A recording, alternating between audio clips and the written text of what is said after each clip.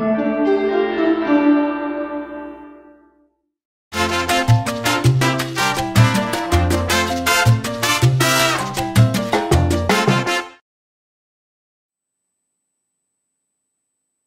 back to Reedy's Geometry. We're in Chapter 3, and this is Lesson 3-4. We're talking about transformations. And transformation in geometry is a way to take some object, a graph of some equation, or just a square or a circle or something, and change it in some way. And there are five basic changes, but the fifth one is a combination of the other four. So I'm going to walk you through what's on your note card here. These are the types of transformations we'll talk about. One's a translation, and a good way to describe that is it's a slide. You're going to take some object or some shape and slide it back, right or left, or up or down. So those are the four directions you could slide it. That is a translation. Also, we have a reflection.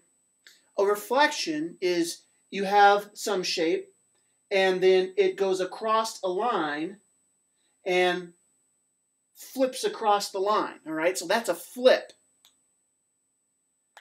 A rotation is where it's a turn, where you take the object or the shape and just rotate it around. So you have translation, which is a slide, reflection, which is a flip, a rotation, which is a turn, and you have a dilation.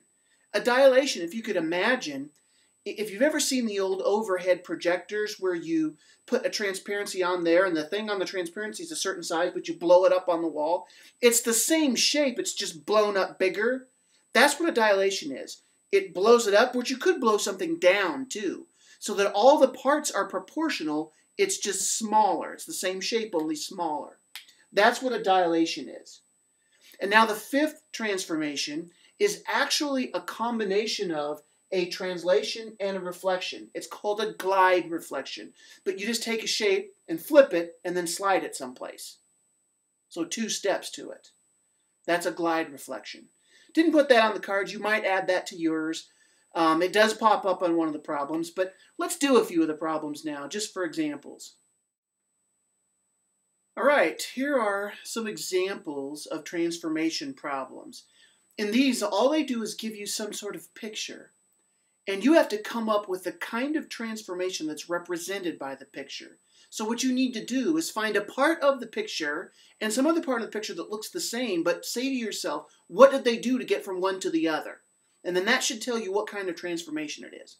I'm going to work number 9 first. Now, number 9, I'm a terrible artist, but I tried to draw it looked like stacking hands, all right? So I tried to draw that, and you either could start at this part up here, the 2 stacking hands, slide them down to get the others, because the ones on bottom are exactly like the ones on top. Or you can start with the bottom ones and slide them up. Either way, it's a slide. So what kind of transformation is that? That is a translation. So that's what I'm going to write, translation. Translation. It's easy enough. That's my answer. Now in number 11, they give you this spiral thing, and you got this little one, and you have this big one. And they're the same kind of shape, one's just blown up bigger. This is a blow up, so what do we call that? Well, this is a dilation. Whether I started with the big one and blew it down, or started with the little one and blew it up, either way, it's considered a dilation. That's what I put here.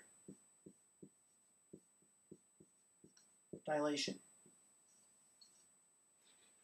And now in number 17, I didn't draw it very well. There are lots of detail and stuff I didn't put on there, all right?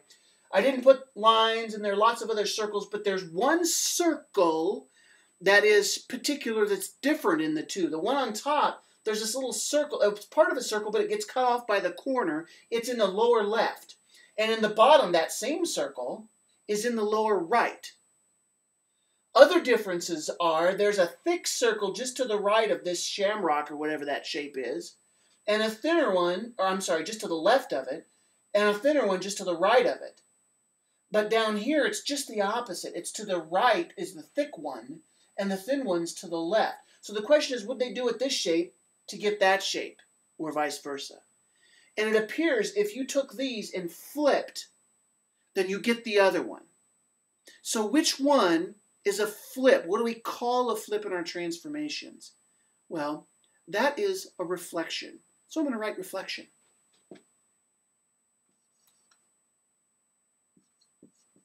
However, we didn't just flip that this way, because if that was the case, then this down in the lower left would be right down there, but it's not. We took this top one, flipped it over where it is, and then slid it down here. So we actually did two things. This is one of those that is not on your card, but we talked about it. So we not only reflected, but we also slid. Remember what that's called? That's called a glide reflection. So this one's actually a glide reflection.